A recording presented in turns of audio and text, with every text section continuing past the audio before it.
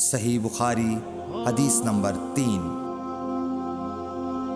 حدثنا يحيى بن بكير قال حدثنا الليث عن عقيل عن ابن شهاب عن عروة بن الزبير عن عائشة أم المؤمنين أنها قالت: أول ما بدأ به رسول الله صلى الله عليه وسلم من الوحي الرؤيا الصالحة في النوم، فكان لا يرى رؤيا إلا جاءت مثل فلق الصبح، ثم حبب إليه الخلاء، وكان يخلو بغار حراء فيتحنث فيه، وهو التعبد الليالي ذوات العدد، قبل أن ينزع إلى أهله ويتزود لذلك، ثم يرجع إلى خديجة فيتزود لمثلها، حتى جاءه الحق وهو في غار حراء، فجاءه الملك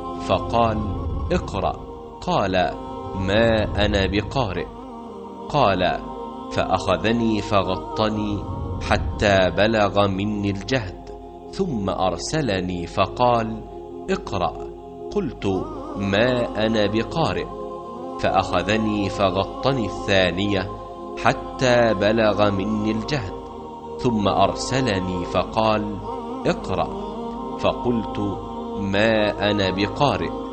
فأخذني فغطني الثالثة ثم أرسلني فقال: اقرأ باسم ربك الذي خلق، خلق الإنسان من علق، اقرأ وربك الأكرم.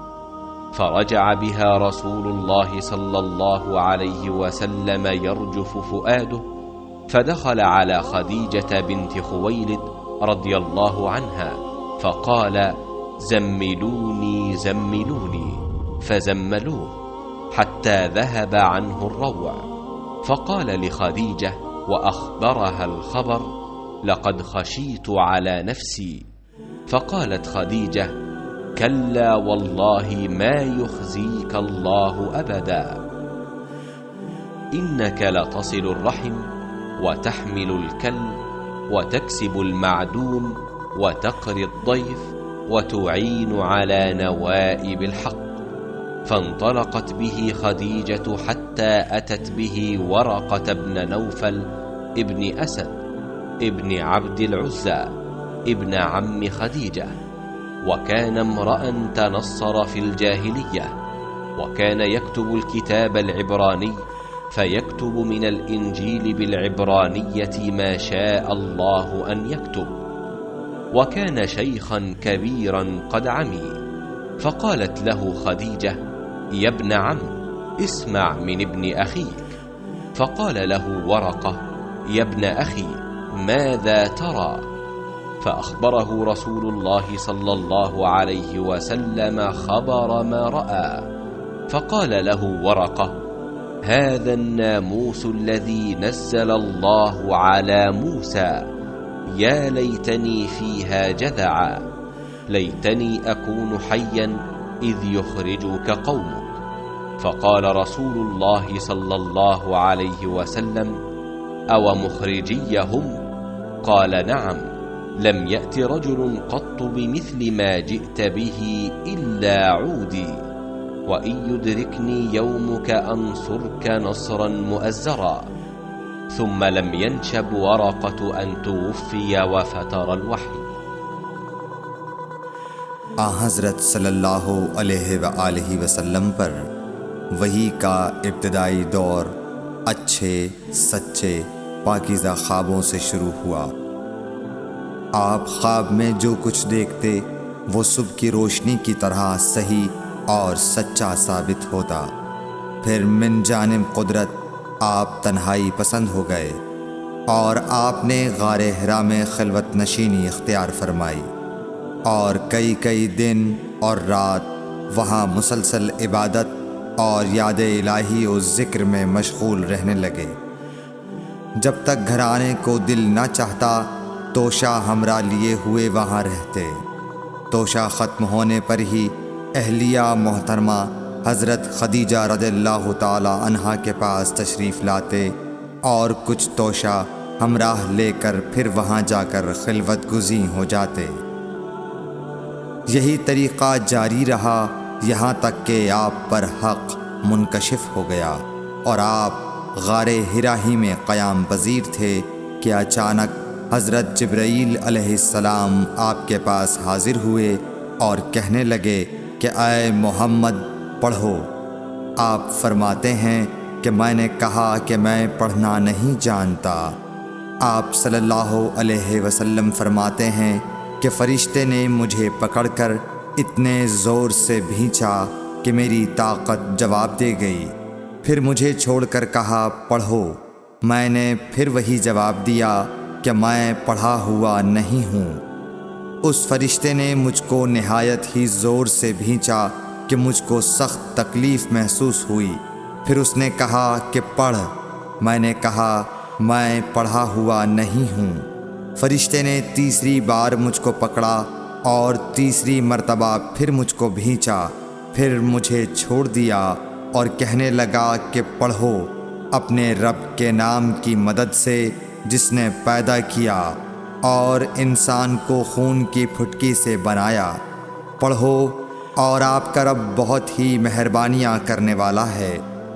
بس یہی آیتیں آپ حضرت جبرائیل علیہ السلام سے سن کر اس حال میں غار حرا سے واپس ہوئے کہ آپ کا دل اس انوکھے واقعے سے کانپ رہا تھا۔ آپ حضرت خدیجہ کے ہاں تشریف لائے اور فرمایا کہ مجھے کمبل اوڑھا دو، مجھے کمبل اوڑھا دو۔ لوگوں نے آپ کو کمبل اوڑھا دیا۔ جب آپ کا ڈر جاتا رہا تو آپ نے اپنی زوجہ محترمہ حضرت خدیجہ رضی اللہ تعالی عنہا کو تفصیل کے ساتھ یہ واقعہ سنایا اور فرمانے لگے کہ مجھ کو اب اپنی جان کا خوف ہو گیا ہے۔ آپ کی اہلیہ محترمہ حضرت خدیجہ رضی اللہ تعالی عنہا نے آپ کی ڈھارس بندھائی اور کہا کہ آپ کا خیال صحیح نہیں ہے۔ اللہ کی قسم آپ کو اللہ کبھی رسوا نہیں کرے گا۔ آپ تو اخلاق فاضلہ کے مالک ہیں، آپ تو کنبہ پرور ہیں، بے کسوں کا بوجھ اپنے سر پر رکھتے ہیں، مفلسوں کے لیے آپ کماتے ہیں، مہمان نوازی میں آپ بے مثال ہیں اور مشکل وقت میں آپ امر حق کا ساتھ دیتے ہیں۔ ایسے اوصاف حسنہ والا انسان یوں بے وقت ذلت و خواری کی موت نہیں پا سکتا۔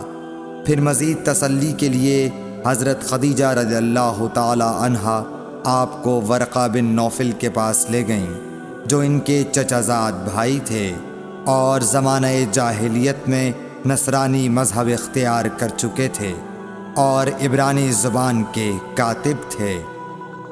چنانچہ انجیل کو بھی حسب منشائے خداوندی عبرانی زبان میں لکھا کرتے تھے۔ انجیل سریانی زبان میں نازل ہوئی تھی، پھر اس کا ترجمہ عبرانی زبان میں ہوا۔ ورقہ اسی کو لکھتے تھے۔ وہ بہت بوڑھے ہو گئے تھے، یہاں تک کہ ان کی بینائی بھی رخصت ہو چکی تھی۔ حضرت خدیجہ رضی اللہ تعالی عنہا نے ان کے سامنے آپ کے حالات بیان کیے اور کہا کہ اے چچا زاد بھائی، اپنے بھتیجے محمد صلی اللہ علیہ وسلم کی زبانی ذرا ان کی کیفیت سن لیجئے۔ وہ بولے کہ بھتیجے، آپ نے جو کچھ دیکھا ہے اس کی تفصیل سناؤ۔ چنانچہ آپ صلی اللہ علیہ وآلہ وسلم نے از اول تا آخر پورا واقعہ سنایا، جسے سن کر ورقہ بے اختیار ہو کر بول اٹھے کہ یہ تو وہی ناموس معزز رازدان فرشتہ ہے جسے اللہ نے حضرت موسیٰ علیہ السلام پر وحی دے کر بھیجا تھا۔ کاش میں آپ کے اس عہد نبوت کے شروع ہونے پر جواں عمر ہوتا، کاش میں اس وقت تک زندہ رہتا جب کہ آپ کی قوم آپ کو اس شہر سے نکال دے گی۔ رسول کریم صلی اللہ علیہ وآلہ وسلم نے یہ سن کر تعجب سے پوچھا کہ کیا وہ لوگ مجھ کو نکال دیں گے، حالانکہ میں تو ان میں صادق و امین و مقبول ہوں۔ ورقہ بولا، ہاں یہ سب کچھ سچ ہے، مگر جو شخص بھی آپ کی طرح امر حق لے کر آیا، لوگ اس کے دشمن ہی ہو گئے ہیں۔ اگر مجھے آپ کی نبوت کا وہ زمانہ مل جائے تو میں آپ کی پوری مدد کروں گا، مگر ورقہ کچھ دنوں کے بعد انتقال کر گئے، پھر کچھ عرصے تک وحی کی آمد موقوف رہی۔